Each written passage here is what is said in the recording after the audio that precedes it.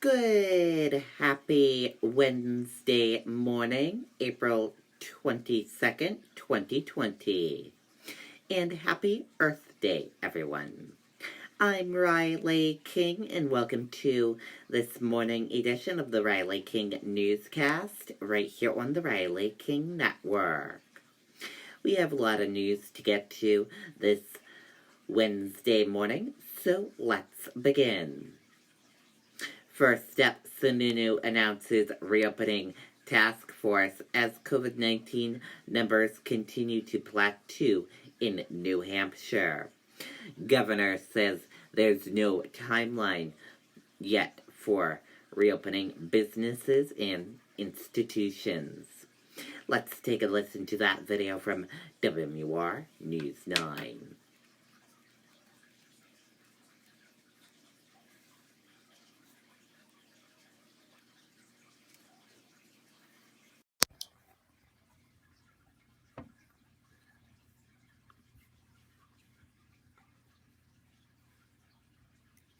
In this life, there are only so many things you can count on. The sun rising every day is one of them. In 1 second, the sun generates more energy than has been used in all. The number of cases is holding steady, but state health leaders are still waiting for the spread of coronavirus to decrease. Over the last approximately 2 weeks, on a daily basis, there have been approximately 70 to 75 individuals hospitalized with COVID-19 throughout all of our hospitals in the state. This number has remained relatively stable. That stability is a good sign, leading Governor Sununu to believe it's less likely we'll see a surge at the end of April, beginning of May. Hopefully we're just kind of in this plateau right now, and that, if we can start seeing some decline in numbers, that would be great. New Hampshire's stay-at-home order is in place until May 4th. Sununu says more information on that will come within the next week or so. But the state is taking a step towards reopening the economy with the formation of a task force that meets tomorrow for the first time. This is not an open-close situation. It just isn't, nor should it be. We've always said public health has to be preeminent. The group is made up of 19 people. Bipartisan lawmakers, state officials, and business leaders will come up with a plan to carefully reopen businesses. Sununu says decisions will be based on science and data. Following some of the guidance that has come out of the federal government with a phased, stepwise approach, making sure that, again, we're not going to create a situation that allows a second or third surge of this virus to hit us. And regarding unemployment, Sununu says the state has now paid out $88 million to 184,000 claims in recent weeks. He says most of the claims have been approved, but some of the more complicated ones are still being worked out. Reporting live in Concord, Mike Cronin, WMUR News 9. Okay, and there you go on that video and that report. And now let's take a look at your COVID-19 in New Hampshire information, what you need to know.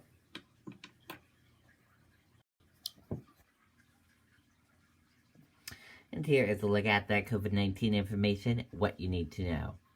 There are 1,491 number of people in New Hampshire who have tested positive for COVID-19. There are 810,561 number of people in the United States who have tested positive. 42 number of deaths from COVID-19 in New Hampshire.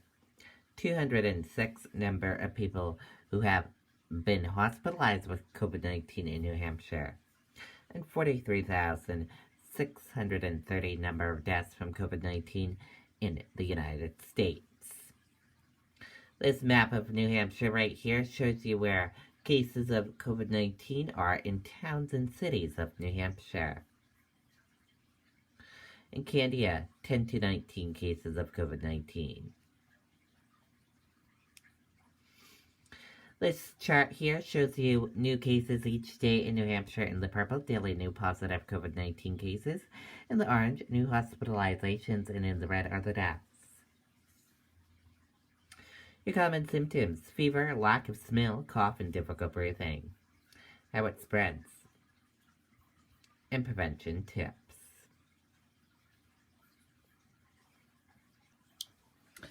And be sure to stay with the Riley King Network for the latest of your COVID-19 information. Today, April 22nd, deadline for some on federal benefits to file for $500 per child settlement payment. Register at irs.gov. Let's take a listen to that video from WMUR News 9.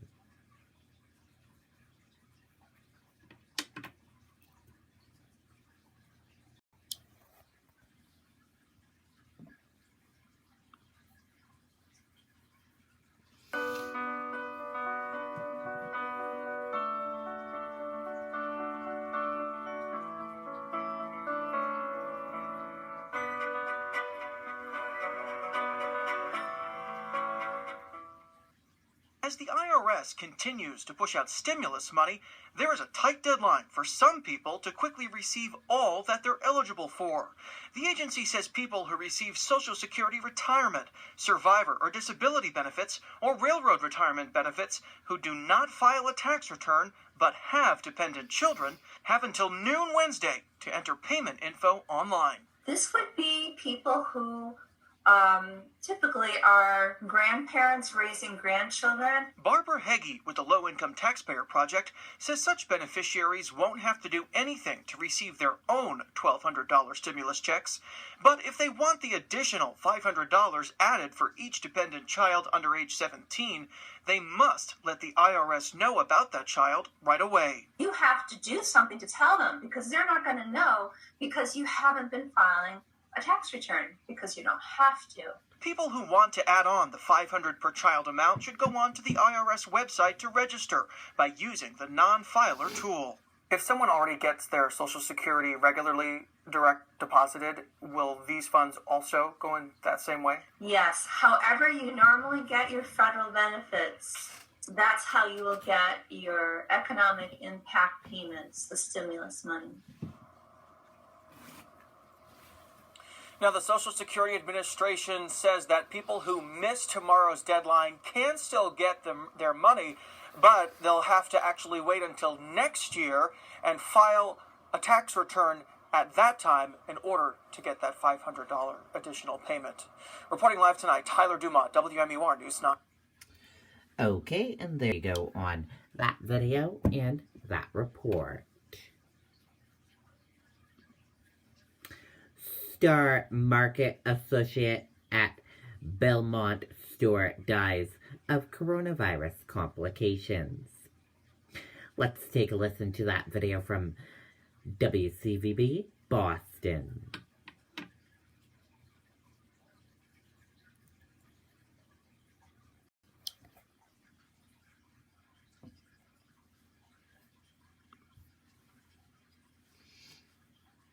I wanna go where my baby lives. You must be Steven's phone. Know who's on your network and control who shouldn't be with Xfinity XFi. Simple, easy, awesome. Well, Doug, the employee worked here at the Star Market on Trapello Road. The supermarket has not identified that associate at this time, but the company says the worker was last here at the store on April 4th. They released a statement last night saying, in part, our hearts are heavy and our thoughts are with the associate's family. This is a difficult day for the entire Star Market team. Now, this is believed to be the third supermarket employee death from COVID-19 here in Massachusetts. Vitalina Williams worked at the Market Basket in Salem and the Walmart in Lynn and died on April 4th. Leon Marin worked at the Swampscott Whole Foods and died on April 15th. Now, Star Market says this store went through an extensive cleaning and sanitation process after the employee tested positive for COVID-19. In addition, they say they're offering grief counseling to any employees who worked with the associate. We're live in Belmont. Matt Reed, WCVB News Center 5. Okay, and there you go on that video and that report. Maine CDC reports 1 new coronavirus-related death and 13 new cases. The Maine Center for Disease Control and Prevention reported 1 new coronavirus related death on Tuesday. A total of 36 Mainers have now died of the virus. The one death reported Tuesday was a man in his 80s from Cumberland County. U.S. stock features higher as Wall Street looks to rebound from 2 days of steep losses. U.S. stock features pointed to gains at the open on Wednesday following a recent weakness in the market aggravated by oil's massive decline. Senate approves new settlement package. Let's take a listen to that video from ABC News.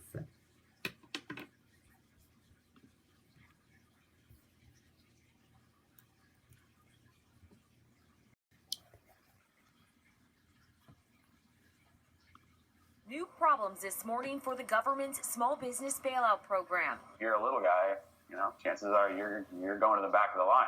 Congress approving another $484 billion for loans after the first round of funding ran out. But new reports claim at least 75 publicly traded companies, some worth more than $100 million, cashed in on the first payout. The intent of this was for business that needed the money. While Treasury Secretary Steve Mnuchin insists those big businesses will pay that money back. Trump called out one institution in particular. I'm not going to mention any other names, but when I saw Harvard, they have one of the largest endowments anywhere in the country, maybe in the world, I guess, and they're going to pay back that money. But Harvard is now denying the accusation, insisting the funding it got did not come through the Paycheck Protection Program. This as new concerns surface over the application process for the program. I was shocked and frustrated, I need to catch a break.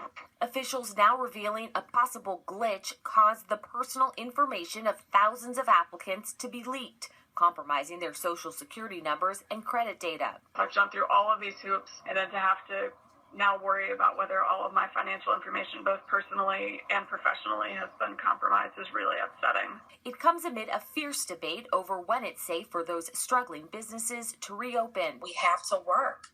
We have to still maintain bills, and that's just the reality of it. One of President Trump's closest allies even voicing his concern. Senator Lindsey Graham tweeting, "I worry that our friends and neighbors in Georgia are going too fast, too soon." White House Task Force Dr. Deborah Birx insists states must meet certain criteria before lifting restrictions. If there's a way that people can social distance and do those things, then they can do those things. I don't know how, but people are very creative. But some state leaders argue that maintaining social distance should not be the top priority. There are more important things than living, and that's saving this country for my children and my grandchildren, and saving this country for all of us.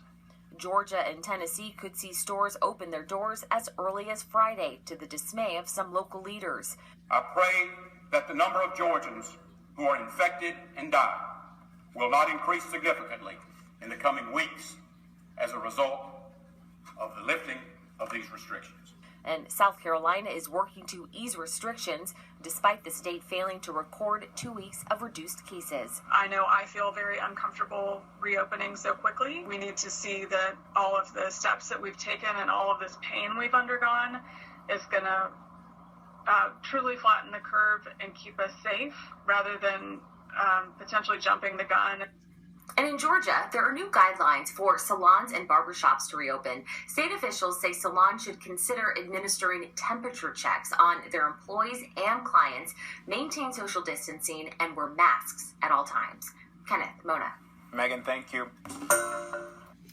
Okay, and there you go on that video and that report. And as you know, in the beginning of the broadcast, we mentioned that it was Earth Day today. So we're going to give you a little Earth Day history lesson. The first Earth Day, April 2020, 1970, this day in history. Let's learn about Earth Day.